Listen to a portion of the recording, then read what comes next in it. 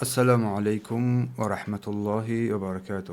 برادران و خواهران گرامی قدر، بسم الله الرحمن الرحیم. به نام الله بخشنده و بی نهایت مهربان. الحمدلله رب العالمین و الصلاة و السلام علی اشرف الانبیاء و المرسلین. اما بعد، حمد و ستایش او سبحانه و تعالی را می نماییم و از او کمک می خواهیم و طلب آمرزش هم می نماییم و با سوی او سبحانه و تعالی توبه می کنیم از بدی های نفس هایمان و کارهای ناشایسته امان. به درستی که هر کسی را که الله سبحانه و تعالی هدایت کند، کسی او را گمراه کرده نمیتواند و هر کی راه گمراهی را اختیار نماید، کسی او را هدایت هم کرده نمیتواند. و گواهی میدهم که هیچ معبودی بجز الله نیست، تنها اوست شایسته عبادت. و همچنین گواهی میدهم که محمد صلی الله علیه و سلم بنده و رسول او صلی الله علیه و سلم. به درستی که ما هیچ دانش نداریم جز آنچه که پروردگار تو بر ما عطا فرموده و پروردگار به آنچه که برای ما سودمند است بیاموز و علمی با عمل بر ما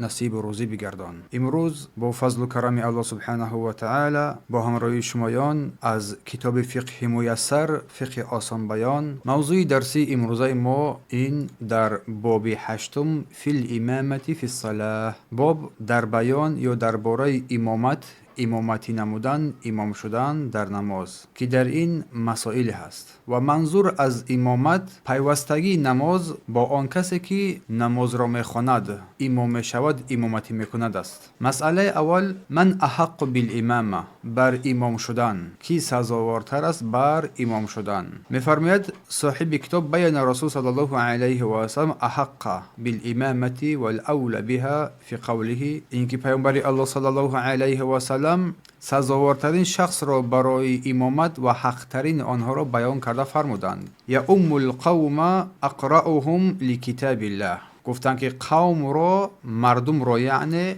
کسی امامتی کند که کتاب الله را خواندنش را بهتر میداند، کسی که کتاب الله را خوبتر میخواند. فإن كانوا في القراءة سواء، اگر در خواندن، در تلاوت برابر باشند، اگر در عبادت برابر باشند، فاعلمهم بالسنه، پس داناترین آنها در سنت تقدیم می شود، پیش گذرانده می شود.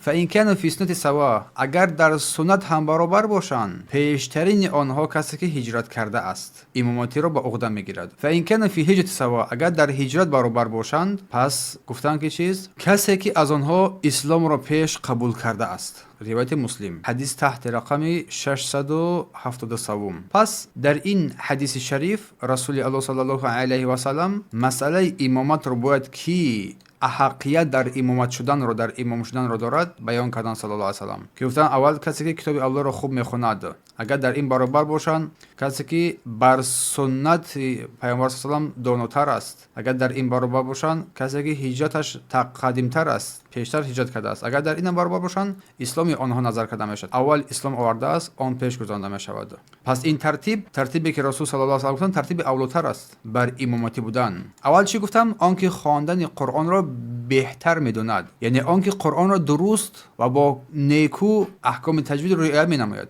و فقه نماز را هم میداند. پس اگر شخصی باشد که خواندن آن، تلاوت آن خوبتر باشد، ولی دیگر این شخصیت باشد که خواندن وای، تلاوت وای اندک کمتر است، ولی بیشتر فقه را میفهمد، پس آنکه بیشتر فقه را میفهمد و قرائتش خوب است، اولاتر است که وای پیش گذرانده شود. اما کسی که قرائتش خوب است، مسائل نماز را خوب میفهمد، و کسی که قرائتش خوب است نه که مسائل نماز را آنقدر خوب نمیفهمد، شخص اول کسی که قرائتش خوب است و مسائل را خوب میفهمد، آن باید بر امامتی احق است، باید پیش بدراید. کسی که فقه را نمیفهمد وای پیش نمیدراید. برای چی؟ به خاطر آنه که نیازی به دانستن احکام نماز مهم است. و سپس پیامبر صلی الله علیه و سلم چی گفتن؟ پس آنکه بیشتر فقیه و با خبرتر از سنت است گفتن. اگر دو امام در خواندن نماز برابر باشند، در خواندن، در تلاوت قرآن برابر باشند، یکی از آنها فقیه تر است، پس اولاتر است آن کسی که فقیه تر است، آن به سنت نزدیک است، آن پیش درآید. با دلیل گفته پیامبر صلی الله علیه و سلم فإن كانوا في القراءة سواء، اگر در قرائت برابر باشند، در تلاوت برابر باشند، پس گفتن که چیز؟ آنکه بیشتر به سنت آگاه تر است پیش درآید. و سپس رسول الله برای ما توصیه دادن که کسی که اگر در این برابر باشن، کسی که هجرت رو پیشتر کرده است از سرزمین کفر بر سرزمین اسلام اگر در قرائت در سنت برابر شدن، کسی که هجرت رو پیشتر کرده است آن باید نماز رو بخواند، پیشتر آن باشد. اگر در همه این برابر باشند، کسی که اسلامش پیش است. این و مرحله اخیران همچنین رسول الله صلی الله علیه و آله در حدیث فرمودند که سپس کس اگر در همه این قسمت برابر باشند، دو نفر یا یک چند نفر، سپس کسی که سینش کلانتر است، سین سالش کلانتر است، آن باید پیش بدرید. با دلیل گفته پیامبر صلی الله علیه و سلم فرمودند که فإن كانوا في الهجرة سواء، اگر در هجرت برابر باشند، کسی پیش درآید که سینش کلانتر باشد، کسی پیش درآید که اسلامش پیشتر باشد، کسی پیش درآید که سین سالش کلانتر باشد. در دیگر حدیث فرمودند که یا امکم اکبرکم گفتند و باید که امامتی شما را کلان سالترین شما به دوش بگیرد، اگر در شرط های پیشتری که رسول الله بیان کردند در آنها برابر باشند. اگر در همه چیزهای پیش گذشته از سنت پیامبر صلی الله علیه و سلم برابر باشند، در بین در اینجا قرعه پرتایی میکنند، قرعه پرتایی کرده، سپس کسی از آنها اگر که موافق گشت همان پیش در آمده نماز مردم رو میگذارد. اما در اینجا مسئله دیگری هست. در خانه جمع شدند، صاحب خانه سزاوارتر است که امامتی را به دوش بگیرد. صاحب خانه سزاوارتر است که امامتی را به دوش بگیرد. با دلیل گفته پیامبر صلی الله علیه و سلم مرد در خانه اش و در سلطان در سلطنت خودش کسی چیز امامتی وی رو به عهده نگیرد، وی خودش حقتر است. روایت مسلم حدیث تحت رقم 673. و همچنین سلطان حاکم مسلمانان نسبت به دیگران سزاوارتر است که امامتی را به عهده بگیرد، امام بزرگ در نظر دارد، با دلیل عمومی که در بالا ذکر کردید. و همچنین امامی که مقرر قرار داده شده است از برای ادای نمازها در مسجد، وی اولوتر است از دیگر کسانی که چیز نماز مردم را بگذارد، بجز سلطان. اگر سلطان آمد، سلطان پیش می‌دارد. اما کسی از او بهتر یا که حتی اگر دیگری از او بهتر بخواند و آگاه تر باشد، نه، بلکه امام پیش در آمده نماز مردم را میگذارد، سلطان. یعنی به دلیل عموم احادیث رسول صلی الله علیه و سلم که پیامبر گفتند که مرد در خانه اش و در سلطانش حق تر دارد، حقش بالاتر است که امامتی را به عهده بگیرد، مگر اینکه اگر خودش این را بر کسی دیگری سزاوار بداند و بر کسی دیگری بدهد. این مسئله اول. مسئله دوم میفرماید من تحرم امامته، برکی امامتی شدن حرام است. بر یک چند گروه، بر یک چند نفران هست که برای آنها قطعا جایز نیست که امام شوند و امامتی را به عهده بگیرند و امام شدن در حالتهای زیرین حرام است. امامتی کردن زن به مردان قطعا درست نیست، بلکه حرام است، با دلیل فرموده رسول الله صلی الله علیه و سلم لن یفلح قوم ولو امرهم امرأه، هیچ قومی که کارهایشان را به زن می سپارند نجات نمی‌یابند. روایت بخاری تحت رقم 4425. پس نمیتواند زن امامتی مردان شود. و همچنین اصل شریعت این است که زن در قطار آخر قرار بگیرد، در قطار آخر بایستد. برای حفظ و پوشش اگر زن پیش ایستد و امامتی را به عهده بگیرد، این مخالفت آن اصل شریعت است، چون در آن فتنه ها و انگیزه های زیاد قرار میگیرد. این اول. دوم، امام کردن شخصی که امام شدن شخصی که در حالت حدث به وضوئی قرار دارد یا اینکه در بدن اون نجاست قرار دارد، در حالی که باز این رو میداند، برای قطعا امامتی کردن جایز نیست. اگر مأمومان، کسانی که از پشت امام نماز میخوانند، این رو ندانند، سپس برایشان معلوم بگردد امام بی طهارت بود یا اینکه در بدن امام نجاست بود، نماز آنها درست میگردد.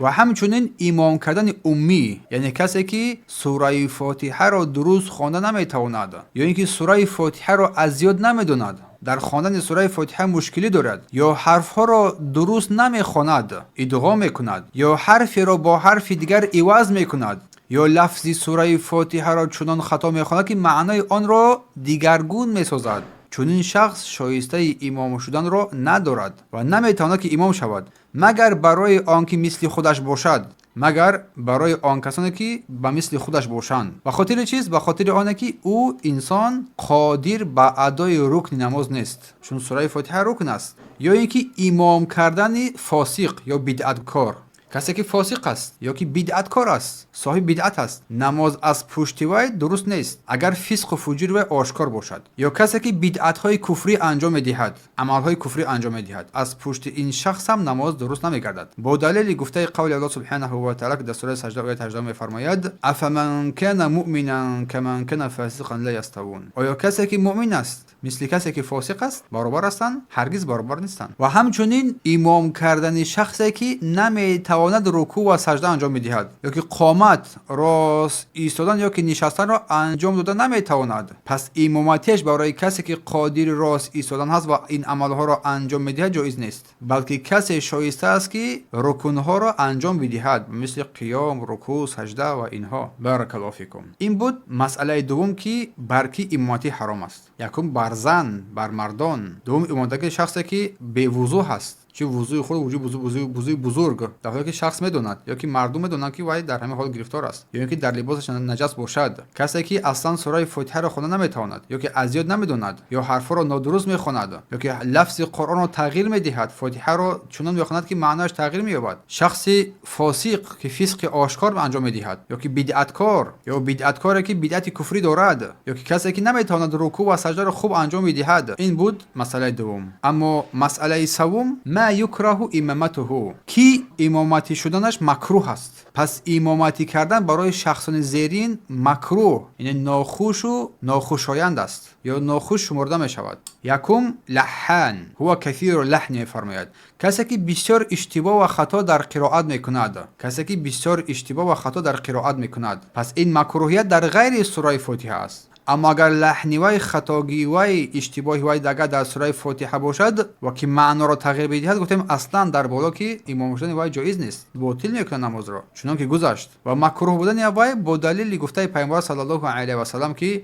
یا القوم اقرأهم، گفتن قوم را کسی امامتی نماید که تلاوت را خوب کرده میتواند. دوم از مکروهات بر امام شدن، کسی قوم را امامتی نماید که مردم او را دوست نمیدارند، یا بیشتر مردم از او خوشش نمی آید، نمیخواهند که امام آنها شود. برای این مکروه است که به مردم امامتی نماید. با دلیل گفته پیامبر صلی الله علیه و سلم، ثلاث لا ترتفع صلاه فوق رؤوسهم شبرا. پیامبر گفتند که 3 نفر هستند که نمازشون از سرشون بلند نمی شود، بالا نمی رود.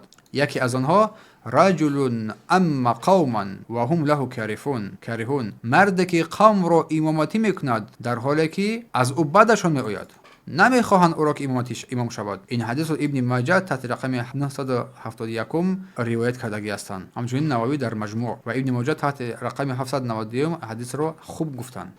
و سوم از مکروهات، کسی که برای آنها مکروه است امام شوند، کسی که بعضی از حرفهای قرآن را، آیه های قرآن که بعضی از حرفها را پنهان میکند و روشن نمیخواند، یا که تکرار میکند حرفها را، به مثل که بعضی از حرفها را تکرار میکند در قرائت، یا اینکه بعضی از آیه های قرآنی را، بعضی از حرفها را میخورد، یعنی که بعضی از حرفها را تلفظ نمیکند، برای وی مکروه است که چیز پیش بدراید. یا کسی که حرف زیادی در قرآن اضافه میکند. بارک الله فیکم. و مسئله چهارم، موضع الامام من المعمومین، جای امام نسبت به معمومان، جایگاه امام نسبت به معمومان. پس بدون که سنت است که امام باید از معمومان پیش بگذرد، پیشتر بیستد. پس اگر معمومان، کسانی که از پشت امام اقتدا میکنند، 2 یا زیاده از 2 باشند، پس آنها حتما از پشت امام ایستند، در پشت امام ایستند. زیرا پیامبر صلی الله علیه و سلم وقتی که به نماز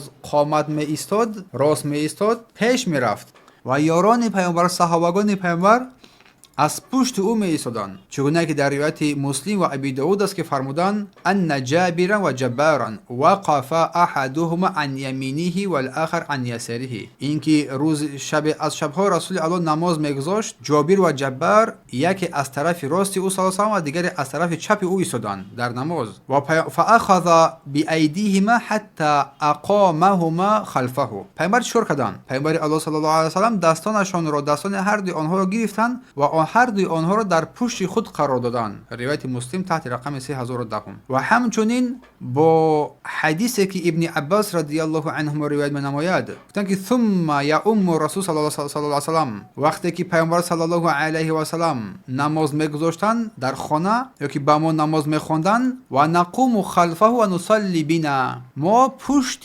پیامبر صلی الله علیه و سلم ایستادیم که بر ما نماز را میخواند، در پشت پیامبر می ایستادیم. روایت مسلم تحت رقم 659.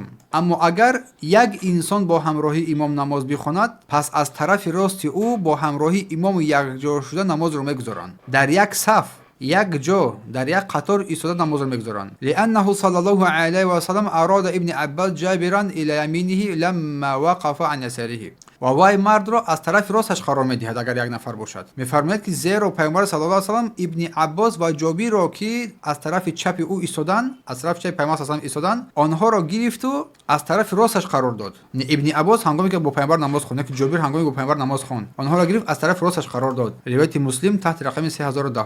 و همچنین جایز است که امام بین مأمومان قرار بایستد اگر در این نیازمندی پیدا شد، زیرا ابن مسعود بین علقمه و اسود نماز خوانده گفتند هکذا رأیت رسول الله صلی الله علیه و یصلی، یعنی که همین طور من دیدم که رسول الله صلی الله علیه و میکردند، یعنی که در بین انا همون نمازگزاران میایستد، یعنی که پیش صف در صف پیش نمیایستد. روایت ابی داوود تحت رقم 613. و بدانید که این کار تنها در حالت ضرور و جایز میگردد که اگر نیازمندی در آن باشد، جای کم است و اما زنها باشد تنها در پشت صفهای مردان میستند. زنها در پشت صفهای مردان هستند، با همراه مردها صف نمیگیرند. با دلیل حدیث انس رضی الله عنهما میگه صففت انا والیتیم وراءه والعجوز من ورائنا، من و یک پسر بچه یتیم پشت سر پیامبر صلی الله علیه و سلم صف گرفتیم، یک پیرزن از پشت ما صف گرفت. روایت مسلم تحت رقم 658. این است مسئله چهارم، جایگاه امام و مأمومین. اما مسئله پنجم، ما یتحمله الامام عن المأمومین، چی چیزها را امام به جای مأمومان به دوش میگیرد، بر دوش خود میگیرد. پس بدان که امام در نمازهای جهری که قرائت با آوازی بلند خوانده میشود، قرائت را با جای مأمومان میخواند. مأمومان از پشت وی با آوازی بلند تلاوت نمیکنند، با دلیل حدیث ابی هریره رضی الله عنه که فرمودند اذا قرأ فانصتوا، گفتند هنگامی که امام قرائت کرد پس شما خاموش بایستید. این رو اصحاب سنن که ترمذی، ابی داود، نسائی، ترمذی و ابن ماجه را در نظر دارد و این از قسمت حدیث مشهور گرفته شده است که در آغاز حدیث است. و در دیگر حدیث گفته شده است که جعل الامام لیؤتم به، امام به خاطر آن گذاشته شده که با همراهی امام نماز کامل کرده شود. و همچنین با دلیل حدیث را دیگر پیامبر صلی الله علیه و آله گفتند که من کان له امام فقراءته له قراءه، اگر هر کسی که امام باشد، کسی که امام شود، امام دارد، پس قرائت امام قرائت او محسوب می شود. روایت احمد و ابن ماجه و البانی این حدیث را خوب گفتند. این در نمازهای جهری امام قرائت را بلند میگذارد، بجز سوره فاتحه را مقتدی پس میگذارد. اما نمازهای سری باشد که قرائت با آوازی پس خوانده می شود، امام سوره فاتحه را میخواند و زمین سوره میکند و مأموم هم سوره فاتحه را خوانده زمین سوره میکند. اما در نماز جهری چون گفتیم بجز سوره فاتحه مأموم دیگر سوره را نمیخواند و آن را هم پس میخواند که بر امام خلل نرساند. المساله السادسه مسابقه الامام، مسئله ششم، بدون برادران و خواهران گرامی که جایز نیست که مأموم از امام در چیزی از عملهای در داخل نماز پیش بگذارد. اگر مأموم پیش از امام تکبیر بگوید، پیش از تکبیرات احرام اگر که مأموم تکبیر بگوید، نمازش درست نمی شود، نمازش باطل است. زیرا شرط این است که مأموم پس از امام عمل کند. اگر پیش گذشت در تکبیر تحریما، نماز وی صحیح نمیگردد، باید از سر تکبیر بگوید. اول امام تکبیر میگوید الله اکبر، سپس مأموم. برای همین مأموم باید اعمال نماز را، عملهای داخل نماز را بعد از امام انجام بدهد. با دلیل حدیث پیامبر صلی الله علیه و سلم فرمود که انما جعل الامام لیؤتم به، امام برای آن گذاشته شده است که از او پیروی کرده شود. اذا کبر فکبروا، اگر که تکبیر گفت الله اکبر گفت شما سپس الله اکبر بگویید. و اذا رکع فرکعوا، اگر که رکوع کرد سپس شما رکوع نمایید. و اذا قال، هنگامی گفت سمع الله لمن حمیده، هنگامی که سمع الله لمن حمیده گفت پس شما بگویید قولوا ربنا ولک الحمد، شما ربنا لک الحمد بگویید. فاذا سجد فاسجدوا، اگر سجده کرد پس شما سجده نمایید. از امام پیروی کردن که این حدیث متفق علیه که بخاری و مسلم این حدیث را روایت کرده هستند. بخاری تحت رقم 389 و مسلم تحت رقم 411. اما اگر مأموم عملها را همزمان با امام انجام بدهد یا در سلام دادن اجرا کند، این کار مکروه و مخالف سنت شمرده می شود، ولی نمازش باطل نمی شود، عمل مکروه دانسته می شود با امام یک جا. اما پیش گذاشتن امام این حرام است. اگر مأموم پیش از امام عمل کند، این عمل حرام شمرده می شود با دلیل گفته پیامبر صلی الله علیه و سلم لا تسبقوني بالركوع ولا بالسجود ولا بالقيام. پیامبر که روایت مسلم است که فرمودن در حدیث رقم 416 که از من پیش رکوع نکنید و پیش سجده نکنید و پیش راست نگیرید، خود رو راست نیستید و نهی کردن منع کردن پیامبر این دلالت بر حرام بودن می نماید. چیزی را که پیامبر منع کردن این دلالت بر حرام بودن آن می نماید. و همچنین با دلیل حدیث ابی هریره رضی الله عنه که فرمودن اما یخشى الذی یرفع رأسه قبل الامام ان یحول الله رأسه رأس الحمار، آیا کسی که پیش از امام سرش رو بلند میکند نمی ترسد که الله سر او را به مانند سر خر تبدیل بدهد؟ روایت بخاری تحت رقم 691 و مسلم تحت رقم 427. بارك الله فيكم. المسألة السابعة، مسألة هفتم، أحكام المتفرقة في الإمامة والجماعة. احکام های گوناگون، احکام های دیگری درباره امامتی کردن و جماعت. پس از احکام وابسته بر امام و جماعت غیر از آن که قبلا ذکر شد چیزهای دیگری هم هست. اولا مستحب بودن نزد امام یا از پشت امام قرار گرفتن صاحبان عقل، صاحب عقلان و صاحب خیردان. باید آنهایی که دارای فضیلت، عقل و خیرت و آرامش هستند و قرائت را زیبا میفهمند، میدونند و از قرآن با خبر هستند بیایستند، پشت امام نزد امام قرار بگیرند. با دلیل فرموده پیامبر صلی الله علیه و سلم که فرمودند باید پشت من یکی نزدیک به من بیایستند صاحبان عقل و خیرت. پس آنهایی که بعد از آنها هستند، پس آنهایی که بعد از آنها هستند. روایت مسلم تحت رقم 432. و حکمت این کار آن است که تا از امام بگیرند، یا اینکه اگر لازم شود قرائت را با او یادآوری کنند اگر امام خطا کرد، یا که اگر به امام چیزی رسد طهارتش میشکند یگام چیز دیگری، تا که جایگاه امام را بگیرند و نماز را ادامه بدهم. بارک الله فیکم. اما مسئله دیگر تلاش برای صفهای اول.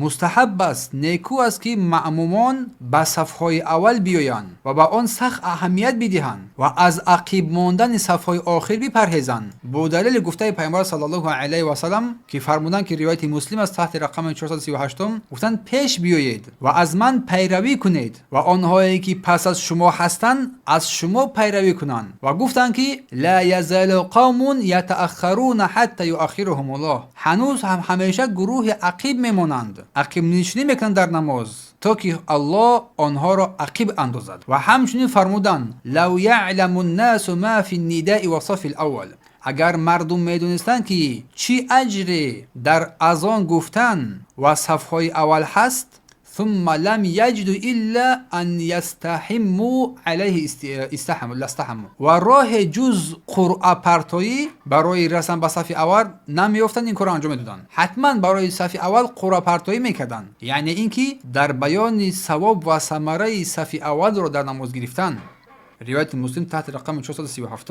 اما برای زنها لازم و مستحب است که صفهای عقب را با خود بگیرند. با دلیل فرموده او صلی الله علیه و سلم گفتند خیر الصفوف الرجال اولها و شرها آخرها، بهترین صفهای مردان در داخل نماز این اول آنهاست و بدترین آنها آخر آنهاست. و خیر صفوف النساء، و بهترین صفهای زنان آخرها آخرین آنهاست و شرها اولها، و بدترین آنها اولش است. روایت مسلم تحت رقم 440. سپس دیگر از مستحبات این راست کردن صفها و جوز کردن صفها و بستن خالگی ها و پر کردن صفها و خالگی ها یکی پس هم. پس مستحب است که امام پیش از ادای نماز، پیش از برپا کردن نماز صفها را راست نماید، صف اول خالگی ها را پر نماید، سپس بعدی، چون پیامبر صلی الله علیه و سلم همین کار را میکردند و فرمودند سووا صفوفکم، صفهای خود را راست کنید، فان تسویه الصفوف من تمام الصلاه، گفتند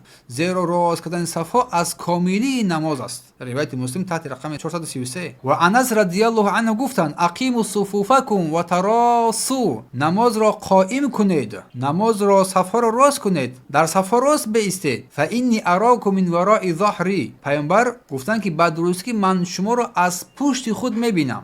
پس در این حدیث پیامبر برای ما تاکید می‌نماید که صف‌ها باید راست کده شوند و جمع کده شوند و یگام جای خولگی گذاشته نشود و گفتند که زیرا که من شما را از پشت سر می‌بینم. روایت بخاری تحت رقم 719. و نیز انس گفته است کان احدنا یلزق من کبیه بمنکب صاحبه و قدمه بقدمه. یکی از ما کتف‌هایش را با کتف‌های دوستش یارش میچسبانید و پایه‌هایش را با پایه‌های دوستش میچسبانید در نماز. امام بخاری تحت رقم 725.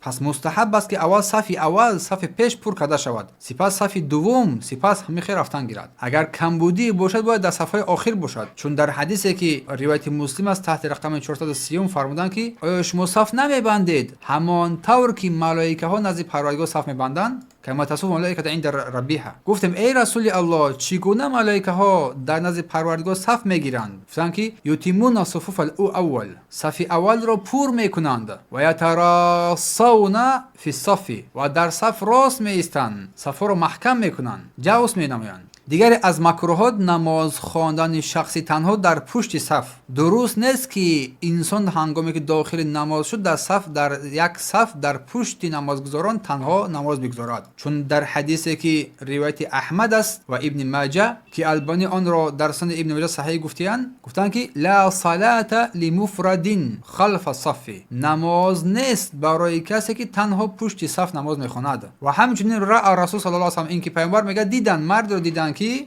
رجلا یصلی وحده خلف الصف، که تنها در پشت صف نماز میخوند، تنها بود. فامره ان یعید الصلاه، بر او امر که نماز را از سر بگذارد. روایت احمد و ابی داود و ترمذی و ابن ماجه. پس نماز خواندن تنها در پشت صف اینم از عملهای نامشروع و نادرست حسابیده می شود. برای همین هنگامی که انسان داخل نماز شد باید اولا داخل مسجد شد یا که جماعت اولا زود به نماز حاضر بگردد، دوم صف اول رو بگیرد، سوم صف اول رو پر کرد، سپس صف دوم رو بگیرد، سپس ان همین گونه. اما کسی تأخیر کرد با سبب های در آخر، اگر که با همراهیش کسی نبود در صف تنها ماند، می تواند منتظر کسی بایستد و سپس تکبیر گفته در نماز داخل شود. و یا اگر که در صف یگان مکان باشد خود را آنجا بگنجاند. اگر یگان علاج نشد، کسی نبود و صف ها پر محکم بودن، در این حالت چیکار می‌نماید؟ در این حالت دیگر فتقوا الله ما استطعتم، از الله بترسید آنقدر توانایی که دارید، قدری حاجتش. سپس نماز را از پشت امام می‌خواند. بارک الله فیکم.